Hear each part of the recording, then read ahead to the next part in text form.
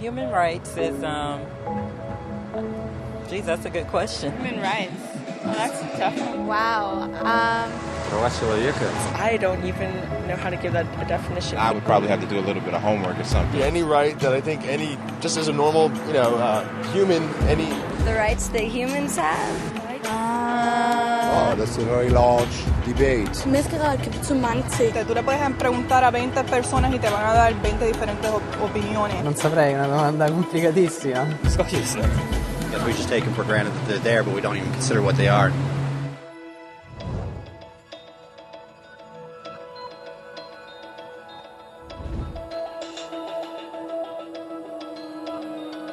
Los derechos humanos son los derechos que simplemente tienes por el hecho de ser humano.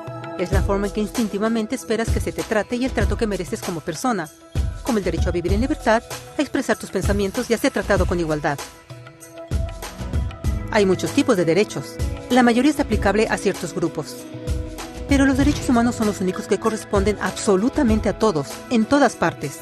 Significan niños, personas mayores, gente pobre, basquetbolistas, recolectores de basura, cantantes de rap, maestros africanos, indios, albanos, cristianos, musulmanes, cabalistas, ateos, tu mamá, tu papá, el vecino y tú mismo. Todos tienen exactamente los mismos derechos humanos. En otras palabras, son universales. Pero la pregunta sigue en pie. ¿Qué son?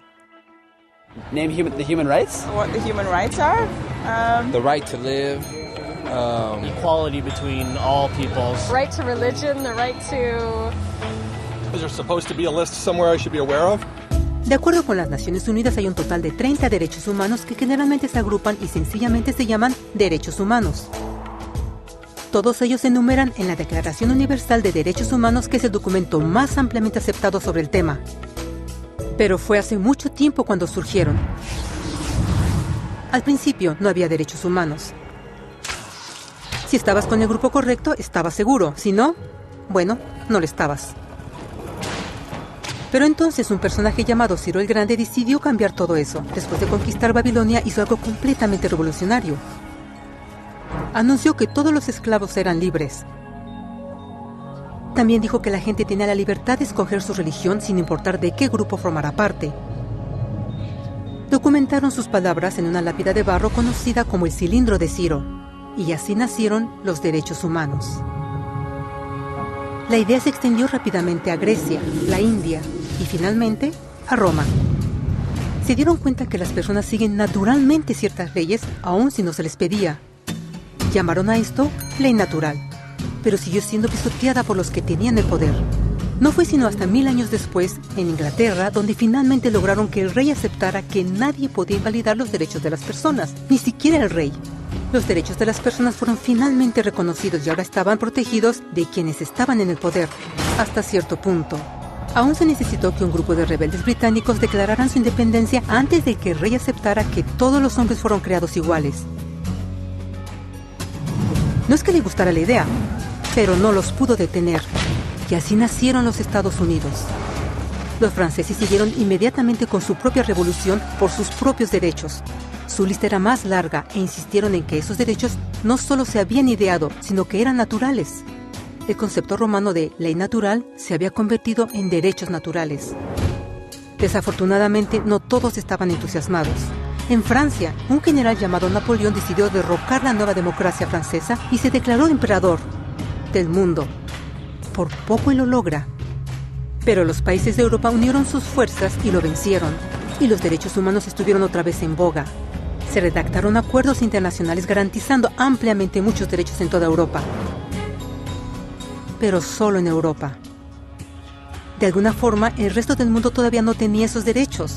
Por el contrario, esos países fueron invadidos, conquistados y consumidos por los enormes imperios europeos. Pero entonces un joven abogado hindú decidió que era suficiente.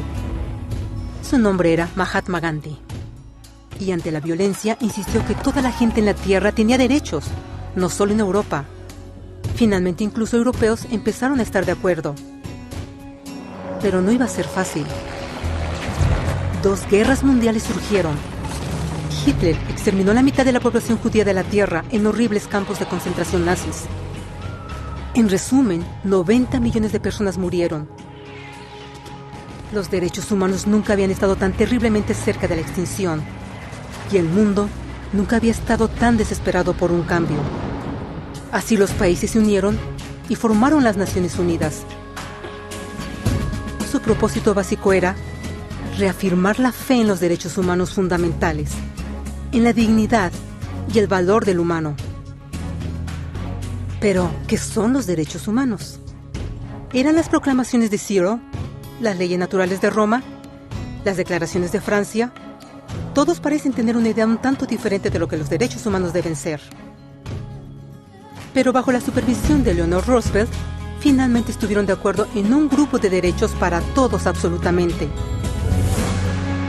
La Declaración Universal de Derechos Humanos. El concepto francés de derechos naturales se había convertido finalmente en derechos humanos. Así, en resumen, primero solo unas cuantas personas con suerte tenían algunos derechos, hasta que una de estas personas decidió, oye, otras personas también deberían tener algunos derechos, lo cual fue grandioso, excepto que no todos estuvieron de acuerdo, y solo costó unos cuantos miles de años de lucha, declaraciones y más lucha hasta que todos finalmente aceptaron que los derechos humanos deberían ser para todos, y vivieron felices por siempre. Excepto por un pequeño problema. Si la gente tiene el derecho a alimentación y cobijo, ¿por qué 16,000 niños están muriendo de hambre cada día? ¿Uno cada 5 segundos? Si la gente tiene libertad de expresión, ¿por qué miles están en prisión por expresar sus ideas? Si la gente tiene derecho a la educación, ¿por qué más de 1,000 millones de adultos son incapaces de leer? Si la esclavitud ha sido abolida realmente, ¿por qué 27 millones de personas viven hoy en esclavitud? ¿Más del doble que en 1800? El hecho es que cuando se firmó la Declaración Universal de Derechos Humanos, no tenía la fuerza de la ley. Era opcional. Y a pesar de muchísimos documentos, convenciones, tratados y leyes, no eran más que palabras en papel. Así que la cuestión es, ¿quién hará que esas palabras sean una realidad?